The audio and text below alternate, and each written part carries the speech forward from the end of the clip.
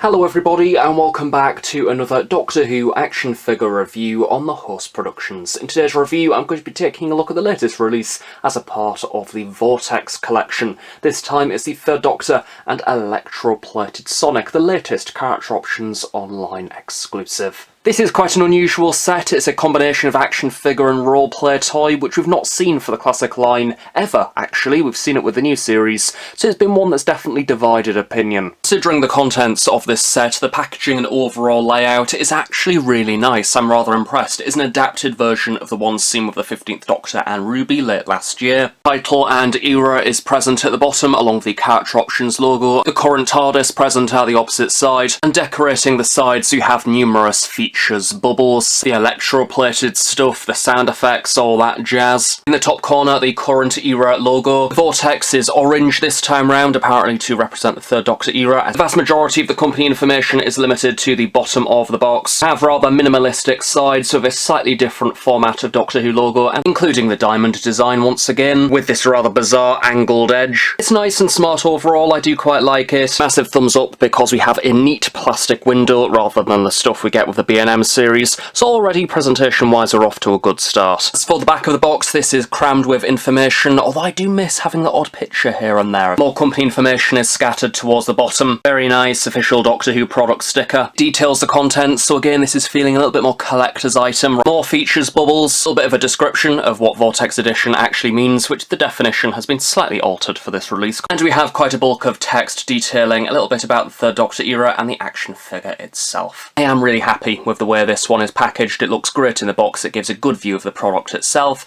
and it feels quite premium. Do note the packaging shell has been slightly altered to accommodate for 3 different variations of maggot. This is a blind box, you don't know what one you're going to get, but come to think of it, the packaging doesn't actually mention the exclusive nature of this release, which I believe is a first. The insert for the box is the rather unusual plastic ball-esque roundels within the Third Doctor TARDIS. It's also quite a nice callback to the Forbidden Planet exclusive Time Monster set, so that's quite cool. So here we have the Third Doctor and his sonic screwdriver plus accessories out of the box. Now it's a really bizarre set, but one which is quite a nice variety, celebrating both the roleplay toys from character and the action figures. Although this set has also raised some eyebrows with a number of Doctor Who fans as well, so it's going to be an interesting set to take a look at. So the only new sculpting difference for the Third Doctor is the head. The rest of the figure we've seen already, but the paint application has been majorly revised to be high specification, whatever that means. Hopefully throughout this review we'll be able to explore if the new changes justify buying this figure once again. So we'll start off with the cloak before removing it. Definitely adds an additional flair to this outfit. Visually it looks great within the 5.5 scale. Along either side there is these lovely button style decorations with the hoops, although these haven't been given any additional paint. I'm aware this is me being very picky, but this figure does seem to be all about paint application, so a slightly different finish of black might have made them stand out a bit more. This sculpt has always been lovely. I love the way the creases and wrinkles pinch towards the shoulders, this shiny black finish, and this does of course flow down the entirety of the cape to the bottom. Perhaps this is a little bit too glossy, maybe. Still works well though, it looks nice. But of course the big selling point for this cape is this dazzling purple underneath, which we've never seen before. Fairness, it is a really lovely purple. Contrasts really nicely with the black of the outer cape. Not quite sure about the orange to the red though, but it works nice. It works with Pertwee's style, especially with the ripples in the fabric towards the bottom. It creates this rather eye-catching finish. It's been quite a long time since we last seen the black cape, so it is nice to see it make a return.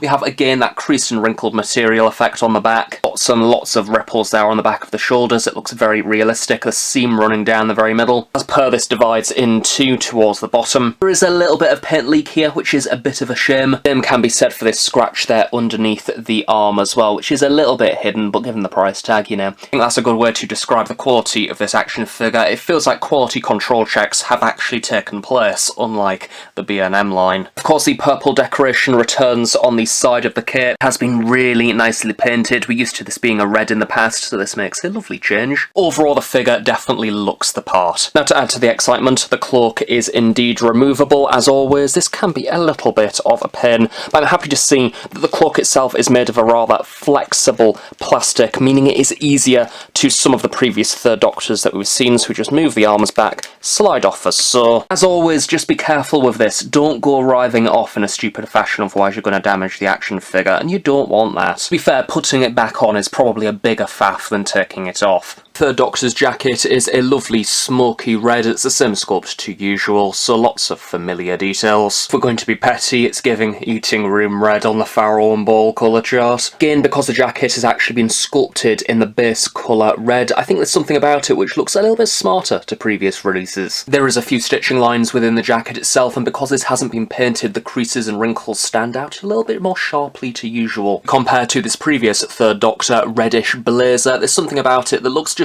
a bit thicker, a bit more cartoony, less precise. The rectangular pocket tops stick out towards the bottom. These have also been given a dark brown outline. In fact, this detailing is repeated throughout the entirety of the jacket, and I think it really works. It makes the outer edge of the jacket stand out. The same for the slightly risen lapels. Meanwhile, the line on this previous release is perhaps a little bit too thick, and the line also extends to the cuff of the jacket as well, which is a really lovely touch. It's rather effective because it makes the sculpting work stand out, but not too much. The detailing also extends onto the top of the collar, and even around to the back. There is very little to say with the back of the jacket. There are some further stitching lines to represent the different panels within the coat. I also like how it fans out slightly towards the bottom. It looks rather natural. And there's even a few stretch marks in there as well, giving the jacket a rather tightly fit appearance. The base colouring of the plastic and the paint application work really well together, creating an authentic looking figure. The detailing surrounding the buttons, which has been printed on, is more delicate to the previous releases. I do like this, I think it works really well. As for the arms, these are the same sculpt to usual, and the same detailing repeats. The occasional crease and wrinkle, there's no additional wash over the jacket here, which is fine. I don't really think there's anything else they could have done here. Unusually, the arm on my Third Doctor has a little gouge of plastic on the articulation on the elbow. Don't quite know what that is, but it's a shame that it's there, because I don't think it's meant to be. I do, however, really like that the buttons on the cuff of the jacket have been individually painted. Small paint applications like this, which I do feel like the B&M line in particular overlooks quite regularly, and I think it really adds something to the figure. I suppose it's the smaller details within the sculpt supported by the paint like this, which is what the packaging is referring to when it says high specification. Whether or not you think that that justifies the retail price, I suppose, is down to you. Surrounding the sleeves, you do have the frills there poking out towards the bottom. A vibrant white is used here. They stand out a lot. It's rather normal for a Third Doctor figure. And whilst we are on the subject of frills, we have all of this going on in the centre of the chest as well. It may have been nice to have a slightly greyish wash on the frills just to make them stand out a little bit more. We have the buttons running up the middle, although you can barely see them. We have what I presume is a 5.5 action figure's worst nightmare, a paisley design on the cravat with a darker green base, decorated with flecks of red, white and black. I think it works well, it looks nice. Normally the cravat or bow tie is just a matte black or white, so this is visually more exciting. The hands have been sculpted in a glossy black plastic to give the impression of a leather glove. One is in your standard open palm position, the other can hold a sonic screwdriver accessory. Aren't really used to the Third Doctor wearing leather gloves within action figure form, so I suppose it's a nice difference. It sets it apart from previous releases. Moving down to the legs of the action figure now, these are the same sculpt to always. I have a suit trouser, gone for the trouser and shoe sculpt. They are a grey or dark brown, there's a seam running down the side, series of wrinkles creating this fabricy appearance. Smooths out towards the bottom, giving the trousers a rather well-fitted appearance. There may be a slight colour change to the previous Third Doctor releases, but the normal person isn't really going to spot it. That's the thing, high specification paint-wise, there really isn't much that you could do here. Maybe add a muddied wash to the bottom of the trouser, but then again, it can look a bit distracting. It's nice to have the figure being somewhat in nice condition. The 15th Doctor had quite a lot going on within his outfit, so it's rather easy to make a Vortex edition with lots of interesting paint. The Third Doctor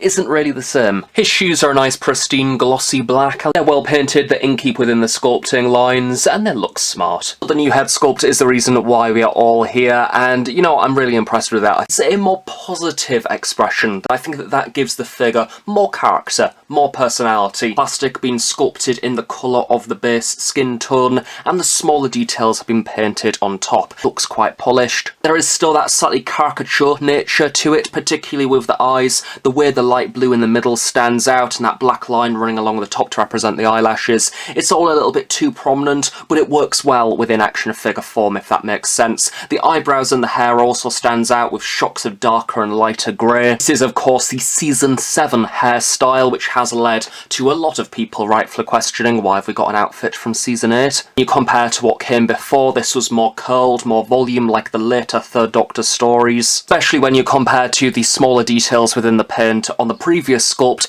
it makes all of the facial features features look so small and delicate. Yes, maybe this makes the figure look more realistic, but the new one is maybe more exciting. Paintwork on the hair is really nice. We have those darker shades highlighting the various curls. The ears nicely protrude as well, with those rather magnificent sideburns. Everything about the hair paint apps just appears more crisp, more detailed. It's as if we've moved from standard definition to HD. It's nice just having a different Third Doctor hairstyle. It will take a bit of getting used to because there is a more prominent expression. The paint apps are also more vibrant, and I think that this won't be for everyone. There is absolutely potential for the Vortex edition heads, and I hope that down the line, character don't instantly jump for the Doctors that we get all the time in merchandise like 4 and 10. Let's see some of the lesser spoke about Doctors like 5 and 6, and maybe even the second Doctor getting some attention. But moving on to the accessories now, because we have a few, which is a rarity. Now, 2 of the 3 of these accessories are rather exciting. I have the original counterparts anyway, but they originally belong to some rather rare and fought after Forbidden Planet exclusive collector sets, including the Crystal of Kronos from the Time Monster, originally released alongside the Roger Delgado Master and TARDIS Computer Bank from the summer of 2011, and one of 3 potential designs of Maggot from the Green Death, originally released alongside the first ever Third Doctor action figures from the winter of 2009, so quite a long time ago. Firstly, the Third Doctor's sonic screwdriver, exactly the same sculpt to all the previous releases. In a rather fun way, the paint applications have been revised in a similar fashion to the larger Sonic within this set, so the silver is more shiny, trademark yellow banding within the centre, the black lines and the red highlights all look right. But I'll be honest, there has been sonic screwdriver releases in the past which have looked better and sharper when it comes to paint application. Such as this one, I don't know which Third Doctor it came with, but that black banding within the yellow is particularly sharper with this earlier release. Crystal of Kronos, this is quite a fun one, which again has received a little bit of a change from its initial release. The crystal itself is now much clearer, more transparent, it's got all the little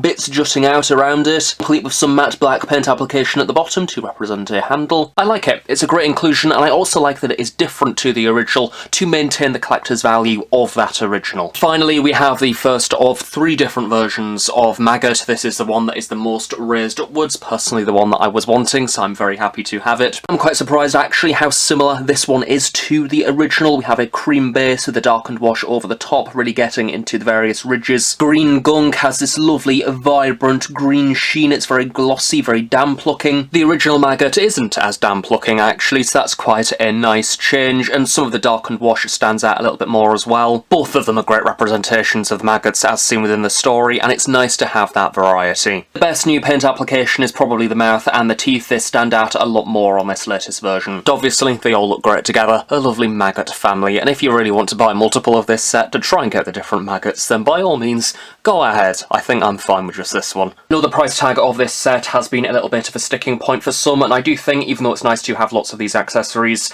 maybe having 1 or 2 more that are a brand new sculpt and exclusive would have been very welcome to justify that higher price. A re-release of the Auton Sphere would have probably been an easy win. A very welcome newbie would have been the Metabelus 3 Crystal, or even Bessie's remote control device. There we go, that is the Third Doctor Vortex edition. The new head sculpt is of course the big selling point, and I do really like it. I think the paint application over the top also highlights the strengths of the sculpt. It's very impressive, and if you like more emotional and expressive action figures, then this one will be right up your street, unlike the previous Third Doctor releases. As for the outfit, it's alright. If you've got previous Third Doctors, you know exactly what to expect here. The colouring on the blazer is lovely, the purple highlights on the cloak and the paisley of the cravat all look fairly sharp, but the problem is that this figure wasn't initially designed to be a Vortex release, unlike the 15th Doctor, so there's not really much that character options can do to make it Vortex-y and justify that higher price tag. Without a doubt, the one thing that character could have done is throw in a few brand new accessories, completely brand new sculpts, which would be exclusive to this set, never to be seen again. So rather unusually, for the second part of this review, we are hopping over into the realm of Sonic Screwdriver toys. Sonic Screwdriver was initially released as a Forbidden Planet exclusive in the winter of 2010. It then received subsequent re-releases with a paint application which is more familiar to this one that we have here, the design of which the character options are describing as electro-plated, much like the 14th and 15th Doctor Sonics. Overall, I think it perhaps looks more accurate to what is seen on screen, maybe. Perhaps the Sonic Screwdriver screwdriver is more beneficial to me as a buyer because I only have the original Forbidden Planet version. I don't have one of the later re-releases, so quite a lot of the new paint applications are indeed significantly different to the original, which I will be comparing to throughout this section. Starting off at the top of the sonic screwdriver with the emitter, we have this circular band. This is now a sort of burgundy burnt red rather than the vibrant red of the original, which whilst I do like this, perhaps it is a little bit too bright a red. I think this colour is much nicer to look at. It's perhaps more 70s. It have these circular rivets there throughout the band, although no additional paint has been added to them. That's one of the best differences with this Sonic, is that the small bands within the emitter itself have also been painted silver, like with the original where these were also red, which I never liked this, even as a kid. It perhaps creates that impression that the paint application overall is a little bit sharper with this latest release. In keeping with the rest of the Sonic, the bullet in the middle is also a lovely electro-plated shiny silver, complete with this circle on the back as well. If we pull back the main section, this does reveal a black piece with a few various lines within in matte black. This is the same to the original Forbidden Planet exclusive, which I do believe a few later releases this was red, which didn't particularly look that nice. So just down from the emitter, we have this rather pointed silver end cap. Nicely curved, there's not much going on to it. I do like the way the light bounces off the silver. We also have that red collar there as well, which stretches all the way around the circumference. Unfortunately, there is the slight scuff of red paint here and there. This might be a slightly different red to the original, but there really isn't much in it. There's also the small detailing of a black screw on the back, which is nice, I guess. Main visual thing which makes this the third Doctor Sonic is this yellow section within the centre. To be honest, it is in fact a rather similar yellow to the original release. There's not really much going on here, although I do believe it is a sticker, so there is an odd scuff mark here and there. Occasional imperfections slightly towards the bottom. A slightly bubbled effect towards the side, which is only really present if you look closely, but again, it's a bit of a shame. This version of Sonic has opted for the thicker black lines which were seen on the later re-releases of Third Doctor Sonic. On the original, the lines were thinner and more of them. I do believe this is in fact inaccurate. Progressing further down the Sonic now, we have this lovely silver design, a plastic seam there running down the side, but it's not particularly too visible. I think this is the best section to show off how shiny the silver is. Occasional bump and groove here and there. Of course, this black detailing towards the bottom. Various grooves are nicely painted. This certainly stand out, but there is an odd seam here and there which doesn't quite keep within the lines. So the bottom handle of the sonic screwdriver is the widest of the sections, and again we have a continuation of that lovely shiny metal finish. It certainly doesn't look that plasticky, and then we have this black and white decoration over the top. Towards the bottom there is the curved battery compartment and the screw there, which sadly isn't hidden, but to be honest it's disguised fairly well. All of the black and white detailing certainly helps hide it. Now this black and white design is more akin to the later versions of Third Doctor Sonic Screwdriver, which were released rather than the original Forbidden Planet exclusive one, which that version did roughly have the same idea. We still have the black and white detailing, although the lines are much thinner. This time the glossy black sections take up more of the surface area of the Sonic, and it stands out a lot more. There's also that curved section actually sculpted into the Sonic. It doesn't really do anything, it's just there. We return to the solid shiny silver for the end cap of the Sonic, which ends off the prop nicely. One side is fairly standard and curved, although we do have this edge taken out. This features a rather sharply painted screw-like section. Helping the appearance of the Sonic overall, all of the company stuff is hidden away at the bottom along with the speaker grille. Moving on to sounds now, we have a number of sounds which are activated by pulling down the central section. So we have the first one. This just loops over and over again, and by pulling the collar twice,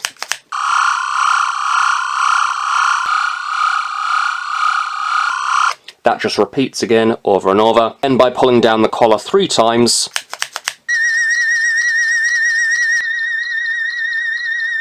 isn't that irritating? And then pulling down the collar 4 times,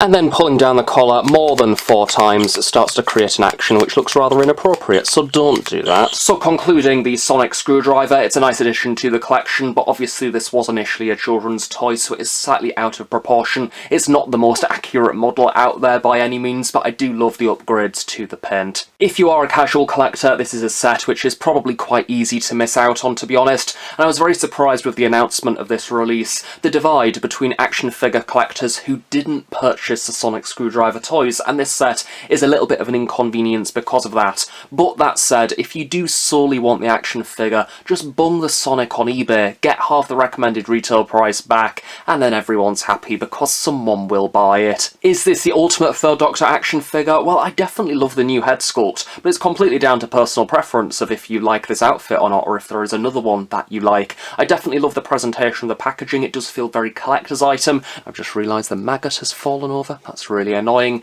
Overall, it's a nice set. It's not the best in the world, but it's a nice addition to the shelf. So thank you very much for watching this review. I really hope you have enjoyed it. Do of course stay tuned on the Host Productions for regular reviews of the latest Doctor Who releases. Have a nice day. I shall see you all next time.